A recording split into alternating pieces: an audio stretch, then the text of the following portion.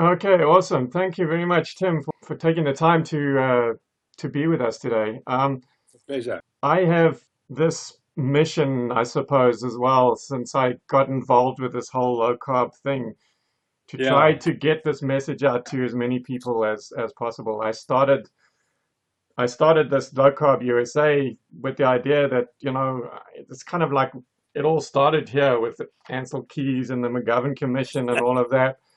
right. And somehow it was getting traction around the rest of the world, and in South Africa, big time with this banting thing, and Yeah, Australia's, Sweden's taken it on as their official policy now. But it wasn't really getting any traction. There's a community of people here that follow the low carb yeah. lifestyle, but it's Mm. not getting out beyond that bubble. And Mm. so my idea was to try and get more exposure to with this message. And Yeah, yeah, so obviously, it would have been really nice if you would have been able to make it, um, but commitments are not allowing for that. I'm super yeah. excited that your head of your foundation, Jane Bullen, is able to come. And there's talk now about the researcher, what's his name, Sally Solomon, Sorry. Dr. Yeah, Solomon. he We're looks trying like to a work good. out how to get him out here as well. So that's really Yeah, exciting. Um, great. I think, maybe if you could just give us, for the people that don't necessarily know who you are, I don't know, they must be hiding under Yeah, a rock somewhere, but um, just maybe give us a quick summary of your path. That, basically this whole sure. challenging beliefs thing. You've gone through this series of myths that you've debunked, and Yeah, finally come. And if I'm not mistaken, I've kind of heard you say that it's now become the mission for the rest of your life to try and show people, that we were wrong about this diet thing all along. sure. Doug, just thinking about it, one of my great friends lives in San Diego, and her name is Paula Newby Fraser, and she was the world's best triathlete for many years. Right? And she went low carbs in the 1980s. Not on, she says it was on my advice, but in fact it was she chose. She asked me a question and I misinterpreted what she'd said, and she misinterpreted what I'd said, and she went low carbs as a result. And she said it was the most important information she'd ever received. So I don't know where she lives, but it's somewhere in San Diego. Yeah, I've You might, actually I ended up running with her for a little while in the Catalina Marathon one day. yeah. And so, yeah, I'm not sure where she lives around here, but I have bumped into her. So, well, hello everyone. My name is Tim Noakes. I'm from Cape Town, South Africa. I was originally born in Zimbabwe, and we moved to South Africa when I was quite a young person. I studied medicine in South Africa largely because of the effect of Christian Barnard, who performed the world's first human heart transplant, and that inspired me to study medicine. But when I studied medicine, I realized that our problem was we were palliating disease. We weren't actually curing disease. And I decided that I would rather practice medicine where we tried to make people healthy. And so I also realized I was more of a scientist than a practitioner, a clinician. And so I went into a scientific career, which I've just retired from after about 40 years or so. And during that period, I developed the sports sciences in South Africa and challenged a couple of traditional ideas. And one of the books for which I'm best known is a book called Law of Running, which I'm really proud because it's been classified as the ninth greatest book ever written on running. The only problem is that a lot of it is wrong. And so the one bit that is terribly wrong is that I promoted a high carbohydrate diet. And that was because I personally started running in 1969, which was essentially the year after a group of Swedish researchers came along and said, guys, we know everything about running and endurance sport. It's simple.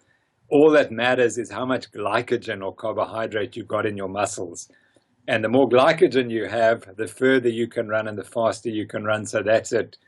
You don't have to worry about anything else. Just eat carbohydrates and you'll run well. And because I was so young, just into the sciences, of course, I bought into this. And so then I was promoting the high carbohydrate diet and also following it. And then in 1977, I was studying cardiology, believe it or not.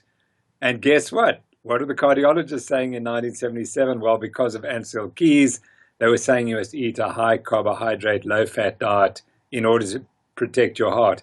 And so I bought in absolutely, completely 100%. And so from that day onwards, I started eating a high carbohydrate diet. The only problem was that I'm insulin resistant, and that was the last thing I should have done. And so I got progressively sicker with time and eventually developed type 2 diabetes. And I'd already decided that there was something wrong. And by chance, I came across Jeff Volek and Steve Finney and Westman's book called The New Atkins for the New You. And by chance, I read it, but complete chance. I might never have come across the book. And within 2 hours, I realized, gosh, I got it all wrong. I should never have promoted carbohydrates. And I decided that moment that I was never going to eat another carbohydrate in my life, or almost. And that was 6 years ago now. And so I've been on the low carb movement for 6 years. And the benefits to me have been astronomical. They've been so incredible. And I then began to realize that we have to try and change the world because we got it all wrong. And the obesity diabetes epidemic that we face today is entirely, in my view, related to the foods that we are eating. And I've decided that the rest of my career, at least in my retirement, is to try and drive this movement of low carb movement and make people realize that unless we do something about the diabetes epidemic, we're just going to be bankrupted. And the problem is there's a simple solution, but unfortunately industry and governments are not going to buy in very easily. And it's going to take us a long time, but that doesn't mean we mustn't do it. Our job is to get out there and do it. And I'm so glad to hook up with you and the work that you're doing in Southern California, because the US has got to lead the way. They caused the problem. They gave us the dietary guidelines in 1977, and it's time for them to take responsibility and say, gosh, we got it wrong, let's change. So it's a great to link up with you now and to hear about the great work that you're doing. Excellent. Thanks, Tim. I know that you, like I mentioned to you a bit earlier, we're a bit disappointed that you are unable to make it, but you are sending the head of your foundation, Jane Bullen, and possibly Dr. Solomon as well. Part of what we're going to, well, what I hope to achieve is to spend a bit of time with her, since she's actually going to be here a bit early too, is to actually discuss with her how we can work with your foundation to help promote this whole message here in the States. I was just wondering if you had any thoughts. I haven't had this discussion with you or her yet, but so if you had any thoughts on how that might work with your foundation, what thoughts you had in terms of trying to get the message into the US. Yeah, that's great. What happened when we wrote the book Real Meal Revolution, we didn't believe that it would just go to be so successful in South Africa. And as a result, we earned quite a lot of money. And I've always put all the money from books that I've written into trusts. And then we decided, well, let's form a new trust, the Noakes Foundation, and raise money to do research on the low carb diets and try to promote the message. And so our original focus was to raise money to support researchers. And Dr. Solomon is one of those researchers that we're currently funding to look at diabetes and can we reverse it and what's the biology. We're trying to really do one of the best studies ever of the biology of diabetes in people who claim they've reversed it. So that's ongoing. But we sort of fell into this other thing, which we've called the Eat Better South Africa campaign. And just by chance, we had people come along and said, you know, we really think that we've got to focus on the poorest of the poor, because in South Africa, they are the sickest and their diets are the worst. And the diets are just full of sugar, flour, vegetable oils, refined carbohydrates. And so we've had 6 interventions, small interventions in communities around the Western Cape, where we've had people eating on the Banting diet, as we call it, the low carbohydrate diet, at a cost that they can afford. Because we're always told that this diet is very expensive, and it turns out it's not. And we've had remarkable successes, and we believe that we can change those communities, because what's happening at the moment is that they're just eating this terrible diet, and then they're becoming sick, and they're costing the nation enormous amounts of money providing pills which don't work because the cause is still there. Right. And we really feel that if we can show the powers that be that it's the food that's the problem, and the people who really need the greatest help are those who are the poorest. And that is our goal, to provide really good nutrition to the poorest of the poor and show that we can uplift those communities, because once they start eating better, everything changes. And some of the dramatic results we've had, not just in terms of physiology, but in psychology, people really realize that they can take control. They can control their diabetes. They don't have to get sick. They don't have to have high blood pressure. They don't have to take all these medications. So the results have been really quite dramatic. And we're looking for funding to make this a national project, and eventually to get governments to realize that all the food programs that we have in the country are useless because they're just providing cheap carbohydrates to people who absolutely do not need those foods. They need proper, real foods to become healthy. Right. So, and I mean, I know there's a very large impoverished community in South Africa and Africa in general, but there's huge communities like that throughout the US and North America, definitely, especially if you go down into Mexico and that kind of thing. So I think if you start to show some traction with the projects that you're doing there, then hopefully we can, start to extend that into this country and start to make a difference here.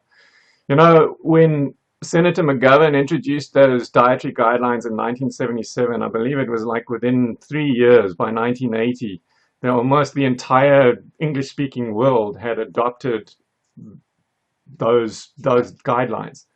And what's scary to me is it took 3 years to do that, and how long is it going to take to actually reverse that now? And all of those guidelines were based on absolutely zero scientific evidence. And now we have all of this evidence, and yet it's going to take us decades, maybe even, to get it changed back. Yeah, I think I absolutely agree with you. What's interesting about those guidelines is that they weren't adopted by the non-English speaking countries, and they're the ones that are healthy. Right, that's true. France and Germany, for example, they wouldn't have accepted them. It was, I show a slide, which are the most obese nations in the world? And of course, they're all English speaking. I said, which were the countries that survived? They were not English speaking because they didn't follow the guidelines.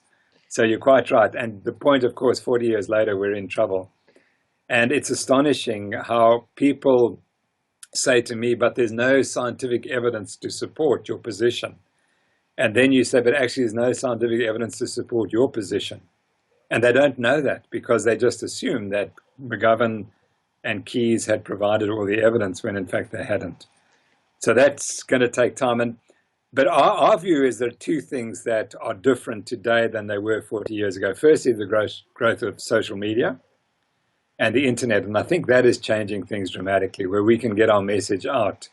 And the low carb community, I think, has been very good at that, working social media. So that's encouraging. And the second one is the costs of diabetes are going to bankrupt the United States as they are going to bankrupt South Africa and other countries. I was at a conference in New York some years ago, and the guy from Microsoft got up and said, listen, we talk about the problems of financial problems in the United States, but he said, we cannot solve them until we solve the problem, the medical provision of care. He said, that's going to bankrupt us anyway, even if we sort everything else out. We have to sort that one out. And that is diabetes, and we have to solve it, and we know how to do it. So sooner or later, governments are going to have to buy in and do something. And that means they're going to have to turn their back on industry and tell industry that they've got to produce foods that are healthy. Yeah. And I mean, it's not only diabetes, it's, yes, diabetes is the largest epidemic, I suppose, but from all the evidence that I've seen, there's a bunch of other chronic diseases that can be addressed with this diet as well. So the cost of managing those diseases will also be eliminated if we can get this diet changed. It's No, absolutely correct. And so what I've learned in my experience in the last 5 years, having changed, that actually they're all the same disease, that they're all insulin resistance, that it's the key driver is insulin resistance, and these are merely symptoms of that insulin resistance. right. And the reason why I'm so unpopular in South Africa is because I'm a medical doctor saying medicine got it all wrong. And we got it all wrong because we've got the pharmaceutical model of disease, that these are separate diseases which you treat with different drugs, when in fact they're all the same disease, and there's no drug that can help you. You have to reverse the cause, and the cause is nutritional. So I think you're absolutely right. We need to start focusing that you don't have hypertension, you have insulin resistance. You don't have a heart attack, you have insulin resistance. You have diabetes, yes, but it's insulin resistance is the disease. And the associated problem is the high carbohydrate diet.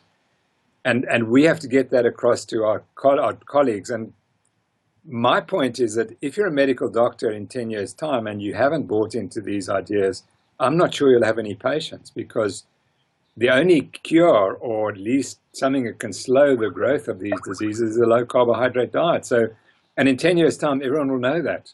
And if you're going to try and prescribe drugs for these diseases, no one's going to come to you. And that's going to be the reality. How Right. the pharmaceutical industry is going to respond, I don't know. But they have a few big challenges ahead of them.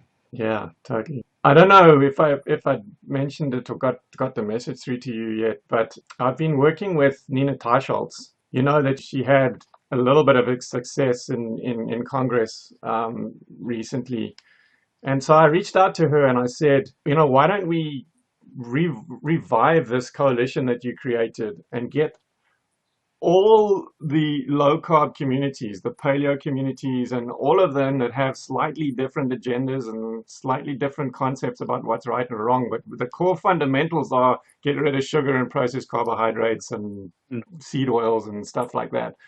And let's go to Congress and try and get these guidelines changed. Because if somebody's got to do it, if somebody doesn't do it, it's just never going to happen. So she got really excited about that. One of the guys that's actually coming to speak at our conference, Antonio Martinez, is actually a lawyer in New York, but he's done a lot of work in DC and in Congress as well. So we're looking to get him to be our executive director and literally form a movement to try to make this happen. So what we're hoping to maybe officially kind of launch this concept at the conference and announce it. And then we're obviously looking to get all the organizations around the world that we can. And I want to get Andreas Einfeld and all his followers to jump in there. Hopefully we can get you guys behind that, and Low Carb Down Under, and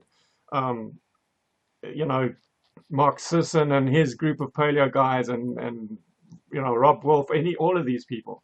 Yes. And hopefully we can get hundreds of thousands of people that actually log in and sign up for this thing to say, yes, we want to change this. And then we'll have some clout to actually be able to go and do something in DC. Yeah.